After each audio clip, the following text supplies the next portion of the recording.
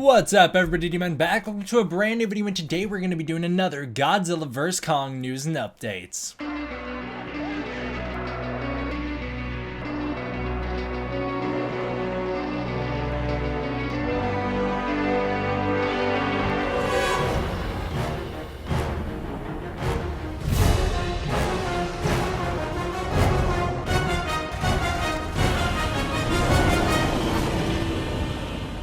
I'm gonna be 100% honest with you guys. Like, I want to be filming a different video right now, an unboxing review, but I have like a really bad headache right now, and I'm just kind of struggling to stay motivated a little bit lately. So we're gonna go relax this time, and we're just gonna do a nice little short Godzilla vs. Kong news and updates so that I can have something to post and then just relax, because I'm just kind of burnt out. It's not your guys' fault, it's my fault, but you know, we're powering through it here. It's a Thursday. I don't know when I'll get this video up, but we'll see. Probably Friday, fingers crossed, maybe. Chapter time's in the description below. Skip to whichever story you want. There's not a lot to talk about. Starting out, we have Quinn Cribble's Monsterverse art. So this one's got Rodan, Ghidorah, Mothra. I really like his Mothra. Godzilla, and Kong. Hell yeah, I love Kong. I think this is great. I love seeing the Monsterverse art. Maybe you should have put some Mutos and Skullcrawlers on there if you wanted to be inclusive. I'm kind of feeling discriminated against here. These are only pre-existing kaiju. No, I'm just kidding. I think this is great. Great job, man. Next one comes to us from Travis Warner. This is his Godzilla and Kong tats. I don't know how long I've been sitting on these. I've had these pictures for a while, but I just want to show these off because he posted these in my Facebook group, and that is awesome. That takes some dedication right there. Like, I'm gonna be honest. If I were to get a tattoo, it would be a Godzilla tattoo, but like, I don't have that kind of commitment to be able to do that. Also, you have that Godzilla tattoo here. Is there like another kaiju next to him? Something that looks like maybe Pacific Rim here on his leg right there, coming up above Godzilla. That could be cool. I really like the Kong one based off the X Plus design. Super cool. Yeah, that's some dedication right there. I don't have that kind of commitment though, so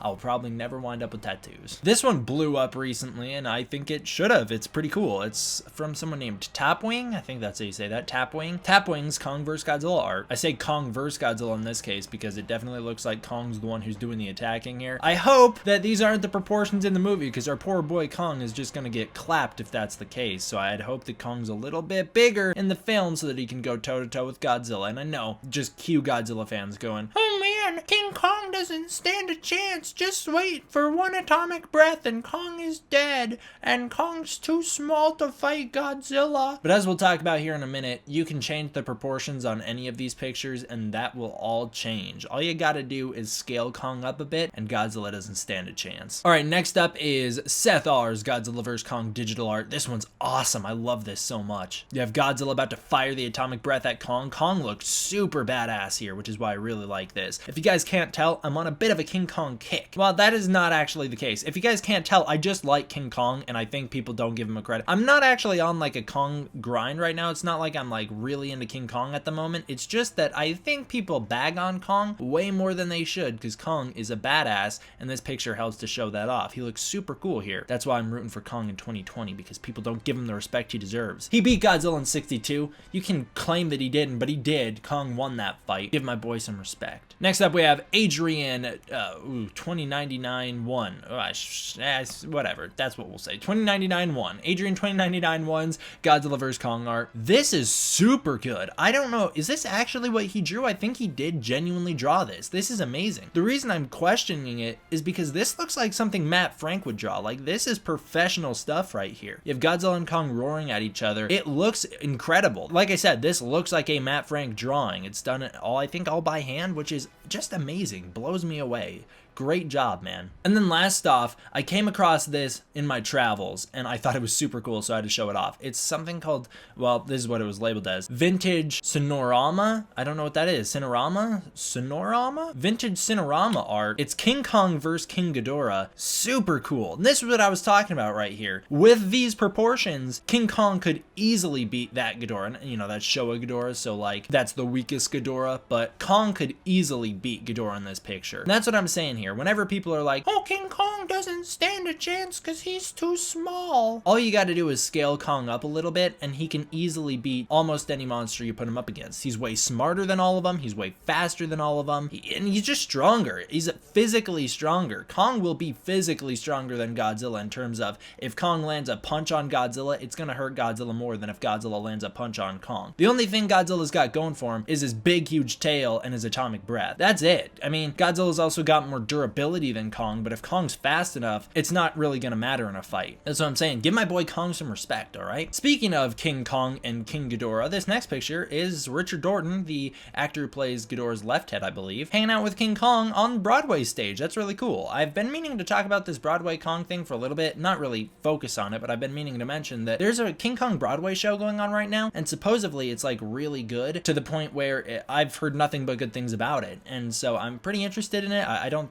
I'd probably never go out there and see it, but I'm interested in it, and I think it's cool that they got a big Kong animatronic. And here you go, you got Ghidorah there, you got Richard Dorton there. He said it was a great show as well, so pretty cool stuff. If you're not aware of what this stuff is, I'm not going to highlight it anymore here because it's not the relevant point of the video, but you can go check it out on your own. I highly recommend it. It seems pretty cool. Eiza Gonzalez finished shooting for Godzilla vs. Kong. There's actually a little bit of a mix-up here when this was announced. A lot of people thought that the movie was done, that they were just wrapped shooting, and that was actually what was announced. Like news articles were written about Godzilla vs. Kong wraps shooting. I think actually the source I have linked below says that Godzilla vs. Kong wrapped shooting, but that is not the case. Eiza Gonzalez straightened this out on Twitter saying Godzilla vs. Kong didn't, she did, which probably means her character probably dies. That's not a for sure thing, that's just speculation here, but she finished before everyone else did. They're all moving to Atlanta, it sounds like. At the very least, they're moving somewhere, because we have an interview from Alexander Skarsgård in a minute who mentions that they're finishing up in Australia and getting ready to move somewhere else to film. I'd assume if they're done in Australia, they're going to Atlanta, and then they're going to start filming in Atlanta, just like Godzilla 2 did. If Eiza Gonzalez is out already, I'd assume she probably dies on, I don't know, wherever they were just filming, so whatever location that's supposed to be in context of the film. I know they're in Australia, but if that's Skull Island, or if that's California like we previously thought it might be, or Florida, whichever one it was, I don't totally remember. I think it was Florida now that I think about it. She might die there. Miami High was turned into Tallahassee Magnet High for Godzilla vs. Kong. So again, Florida,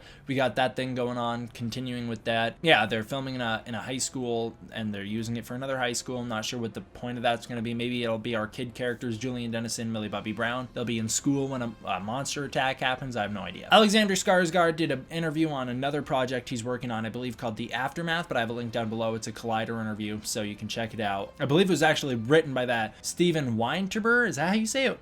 Winterber? I already forgot how I'm supposed to say it. I believe it was written by the guy we talked about in the last Godzilla King of the Monsters news and updates, but even if it wasn't, it's an interview with Alexander Skarsgård, link down below. Thank you for sharing it with me, Chris from Toho Kingdom. He doesn't talk a lot about Godzilla vs. Kong. All he says is that he's having a lot of fun on set for the movie, and it just sounds like a real good time, so that gets me excited for the film. And then finally, this is the biggest news, and I think this is great, is Michael Dougherty said when working on Godzilla King of the Monsters, he actually got to do rewrites on the Godzilla vs. Kong script to make sure certain themes were carried over from one movie to the other, make sure that it transitioned well. Yes, please. You know, if you guys have been following my channel for a while now, you know that I have 100% complete faith in Michael Dougherty and his ability to succeed with Godzilla King of the Monsters. I'm just 100% confident that that movie is going to be good. I'm not going to say the best movie we've ever seen, but I'm going to say I think it will be good at the very least. I think that's a safe estimate here. So I have complete faith in Michael Dougherty, and it makes me very happy to hear that he had involvement in Godzilla vs. Kong, because of course I'm a little worried for Godzilla vs. Kong. There's a lot of room to mess that one up. So I'm glad to hear that he got to do some rewrites on it to make sure that the script was as good as possible. That means if he approved it, I'm feeling a little more confident in the movie, because I do feel confident in what he's done. I've seen both of Michael Dougherty's mainstream movies, Trick or Treat and Krampus. I thought both of them were pretty good. I like Krampus a lot more than I like Trick or Treat, if I'm honest, which is good because that shows that he improved with time. And so I think Godzilla King of the Monsters is just looking great, and if he approves the Godzilla vs. Kong script, fingers crossed it's a good one. Well, that does it for this one, guys. Thank you all for watching. I hope you enjoyed. I know it's a little bit of a short random video, but there you go. See you guys next time. D-Man out.